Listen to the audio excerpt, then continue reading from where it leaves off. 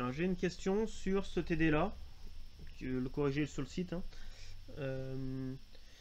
Alors ce qui est un peu, on va voir ce qui est un peu particulier sur ce TD. Est-ce que certains d'entre vous l'ont traité ou c'est seulement la personne qui m'en a parlé? Alors l'idée c'est comme un robot de cuisine. Hein. Vous savez là les robots pâtissiers. Pour monter les blancs en neige, pour faire des pâtes à crêpes, pour faire de la pâte à pain ou ce genre de choses. On va faire tourner un outil. Alors ici c'est spatula. On va les faire tourner avec un mouvement épicycloïdal en fait. Donc en fait vous allez avoir pas seulement une rotation comme ça, mais une rotation comme ça. D'accord? Et donc c'est pour ça que vous trouvez sur une trajectoire qui va être comme ça. D'où la notion de train épicycloïdal. Ok? Alors si on regarde le schéma cinématique, ici, alors on peut aller voir le dessin d'ensemble si vous voulez. Alors vous revoyez rapidement, ça te fait un peu de techno. Vous revoyez ici là tous les roulements à billes, ici des roulements à billes, ici des roulements à billes, là un autre, là un grand, là ici, et là les roues dentées ici qui engrainent les unes sur les autres, et là une poulie avec des gorges, avec 3 gorges trapézoïdales, l'autre poulie avec une courroie qui entraîne l'une sur l'autre. Ok. On revient ici. Alors, si on regarde ça, ici on a deux choses. On a à cet endroit-là un système de transmission, donc poulie-courroie.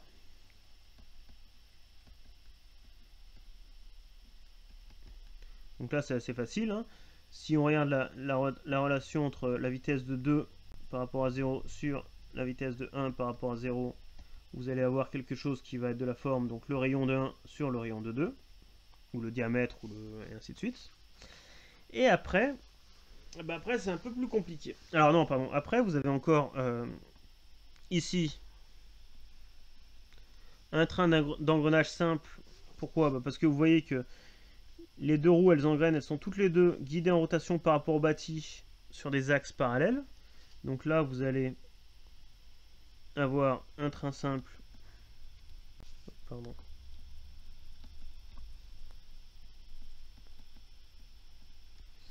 Et donc vous allez pouvoir dire assez vite que oméga, donc ma sortie ça va être 5, oméga 4 par rapport à 0. Comme c'est un contact extérieur, vous allez avoir du moins Z4 sur Z5. Ou avec les rayons, hein, peu importe. Et après, après je vais vous mettre des couleurs. Après, si je regarde ici, Z5, enfin cette dent-là, elle est guidée par rapport au bâti, ici. Et donc là, vous avez toute cette pièce-là. Ok. Après, vous avez ici, cette pièce 10, là, qui fait juste ça. Et vous voyez, vous n'avez pas de roue dentée là-dessus. Et après, vous avez la pièce 8 et 7, là, qui engraine, qui est là. Et donc c'est là, c'est sur cette pièce 8-7 là que vous avez en gros la sortie. Hein. D'accord, la sortie elle est là. Hein. Donc si on regarde un peu, avec quoi je peux faire ça. Et vous avez la pièce 9 hein, que j'ai pas repassé. Est-ce qu'il me reste une couleur? Rouge, bleu, j'ai déjà fait. Vert.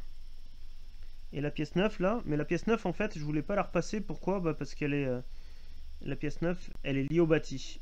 Alors vous voyez que vous avez un engrainement ici et un engrainement ici. Tout le monde me suit? Vous voyez que la pièce 9, sa roue dentée, son axe de révolution, c'est le même axe que l'axe de rotation de la pièce jaune. Et vous avez la pièce rouge qui tourne aussi autour du même axe. Donc vous avez trois pièces qui sont, entre guillemets, guidées en rotation autour d'un axe fixe par rapport au bâti. Et une pièce, la pièce bleue là, qui est guidée en rotation, mais elle par rapport à un axe différent, et un axe qui est mobile, puisque la pièce rouge, elle tourne par rapport au bâti. Donc, assez vite, on voit qu'en bleu, en fait, ça a des dents, ça tourne autour d'un axe mobile, ça, c'est le satellite. Que rouge, ça tourne autour de l'axe principal, ça n'a pas de dents, et ça guide le satellite, c'est donc le porte-satellite. Que jaune, ça tourne autour de l'axe principal, c'est donc un planétaire. Et ça a des dents, c'est un planétaire. Et je vais l'appeler A. Et que noir, 9,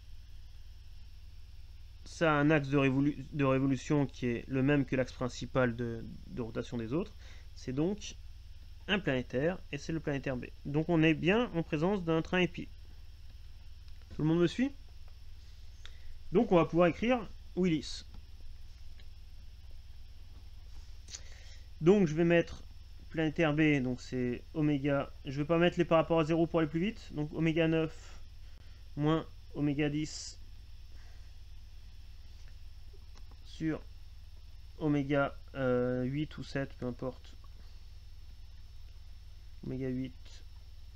Pardon, non, ça c'est le. Pardon, je dis des bêtises là. Oméga 8, c'est mon satellite. Non, moi, mon planétaire A, donc oméga 5 ou 6, peu importe, moins oméga 10. C'est égal à, alors, j'ai deux contacts extérieurs. C'est bon? Les deux verts, c'est deux contacts extérieurs, donc on est sur un train de type 4. Donc j'ai du moins 1 au carré. J'ai considéré que mon planétaire A c'était 5. Donc je rentre par 5. Donc j'ai Z6 qui mène. Z6 qui mène ma roue dentée 7. Donc Z7. Puis après j'ai Z7, oui donc Z8 qui mène ma roue dentée 9. Tout le monde m'a suivi? Et la dernière chose, je peux dire quand même que oméga 9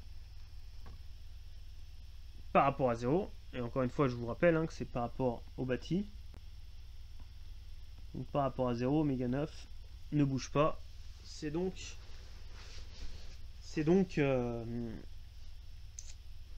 fixe. Ok. Donc ça va me permettre d'écrire une relation entre oméga 10 et oméga 5. Oméga 5 c'est mon entrée, oméga 5 je peux assez facilement la relier. D'accord, si je regarde oméga 5, je peux la relier à oméga 4, que je peux relier à oméga 1.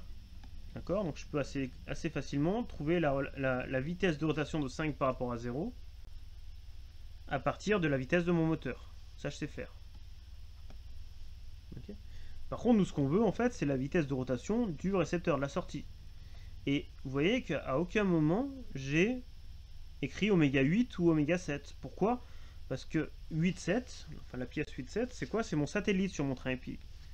Et en fait, habituellement, on ne récupère jamais la vitesse de notre satellite. Sur tous les TD qu'on a vus, sur tous les réducteurs qu'on utilise, on a en entrée un planétaire ou le porte-satellite, et en sortie un planétaire ou le porte-satellite. Et là, en fait, on récupère le mouvement sur le satellite, pour avoir justement ce mouvement d'épicycloïdal. Et bien pour pouvoir... donc là, en fait, on va être capable de relier en fait la vitesse de 10, donc du porte-satellite par rapport à la vitesse d'entrée. Et bien pour avoir la vitesse du satellite, et ben il va falloir réécrire, comme pour la démonstration de notre formule de Willis, il va falloir réécrire le roulement sans glissement, par exemple à cet endroit-là. Donc si je me place à cet endroit-là, je vais pouvoir réécrire que dans le repère du porte-satellite, j'ai oméga 7. Alors, attendez, je vais mettre ça un peu plus gros quand même. Donc j'ai oméga 7 par rapport à 10 sur oméga 6 par rapport à 10, qui est égal à moins Z6 sur Z7. C'est bon?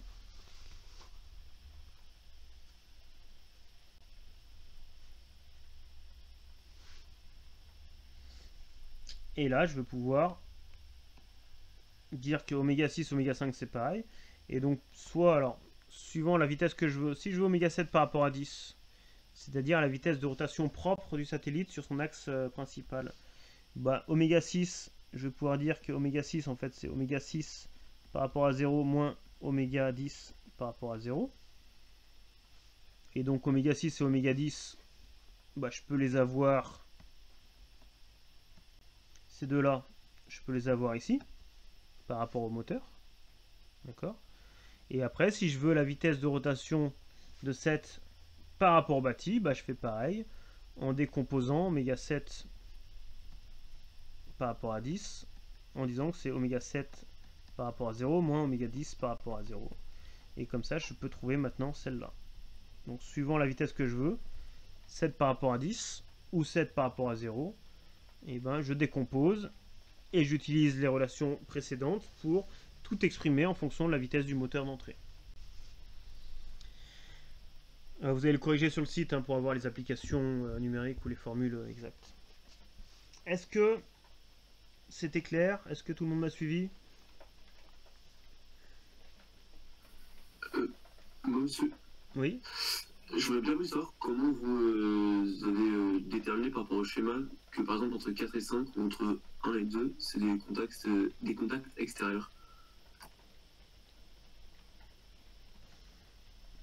Bah, pour avoir un contact extérieur, c'est deux cylindres l'un sur l'autre. D'accord? Donc si tu dessines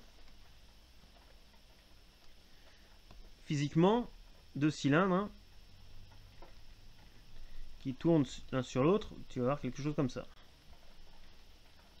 Ok? Avec un contact qui sera ici, là. Donc si tu regardes dans le plan, tu vas voir en gros un cercle sur un autre cercle. Ok? Et d'un point de vue de la schématisation cinématique, alors j'aurais dû utiliser des... Ça c'est des roues dentées, tu vas en fait dessiner une roue dentée comme ça, qui engraine sur une autre roue dentée comme ça, avec un diamètre différent. Ok? Donc ça c'est un contact extérieur. Si tu veux dessiner un contact intérieur, en fait, alors tu vas avoir un grand cylindre avec de la matière en fait tout autour là. Et à l'intérieur, tu vas faire rouler un petit cylindre. Ok? Donc, dans le plan, tu vas voir quelque chose comme ça.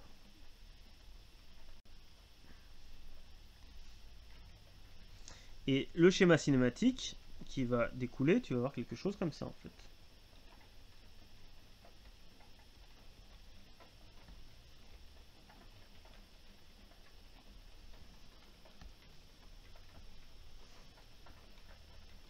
Est-ce que c'est clair? Donc là, quand je vois ça, contact extérieur, contact intérieur. Oui, du coup, bah, merci, là, oui, c'est clair. Ok. Et par contre, ici, en fait, je vois que 1 et 2, là, j'ai pas de contact. Et ce petit trait en pointillé, ça représente une courroie. Donc là, je vois que c'est un système poulie-courroie.